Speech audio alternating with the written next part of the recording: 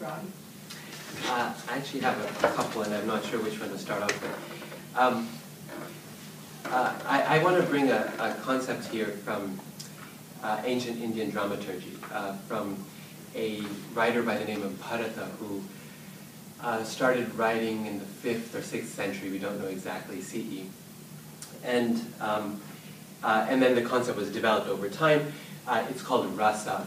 Perhaps you've heard of it before. It literally means juice or sap, but it comes to mean, it's kind of difficult to define, but possibly the best way to describe it would be intensified emotion. And when I was listening to your story of pulling over, Paul, I thought of this as sort of basically an experience of rasa, trying to translate it into that language, as a moment where the audience really feels that intensified emotion, where it emerges. It's something that's not automatically there in any performance.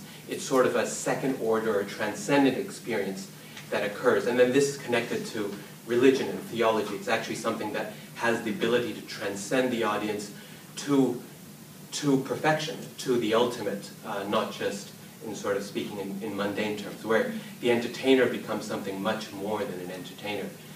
It's actually a pathway to liberation. But anyhow, that's another area.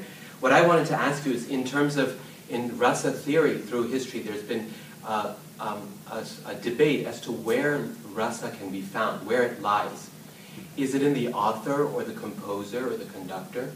Is it in the story itself, the plot? Is that where the power, the intensified emotion lies? Or is it in the audience, having a cultured audience, a rasika it's called, someone, a person of taste who can actually taste this juice, this intensified emotion?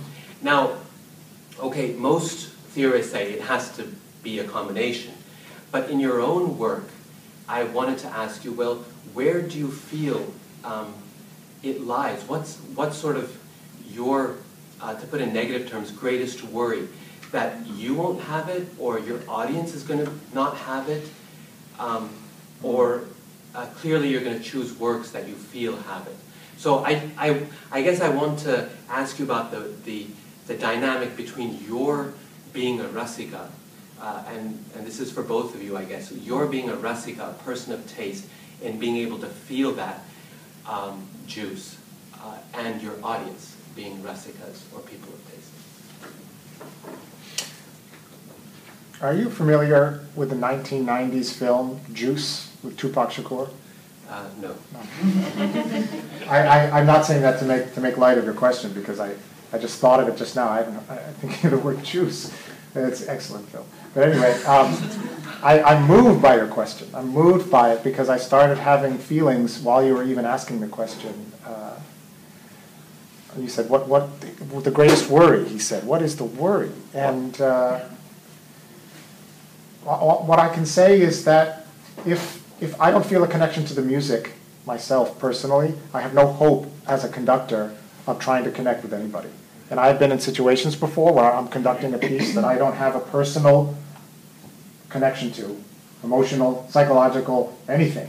I don't feel a connection to the material. And it's very hard, and I feel everyone can tell right away when you are pretending to be possessed of that sensation you're describing. So, could you feel that without an audience? And I guess that would really get to the heart of the question.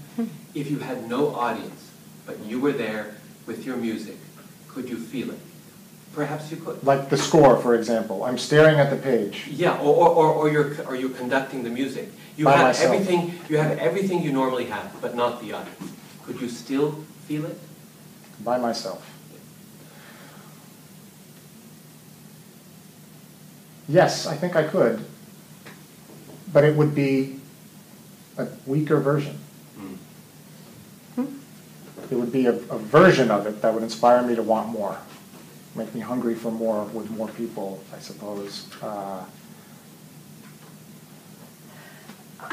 This is a fascinating question, and as a matter of fact, there's a training tool that was developed a few decades ago, but is just lately come into popularity that uses the idea of rasas, called rasa boxes, and it was springboarding off of the idea of the intensified emotion, the rasas, and Richard Schechner, who was an experimental theater artist in the 60s and 70s, took that and turned it into a way for actors to, how can they step into and access those intensified emotions and step out of it again. Because you can't be fully possessed by that and then step off stage and the scene changes and step on stage and you're in another place and maybe even another character if you play multiple characters. So, and I love the work, and it's fascinating. The idea of who feels the emotion has been debated since the late 1800s with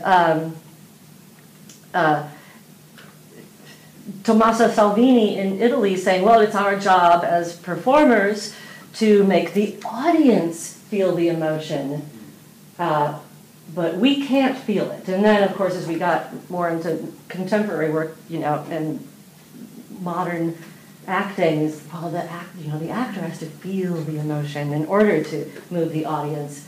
And so it's a kind of ongoing debate, and I think as actors are accessing that, there's always a dual consciousness that they have to hold.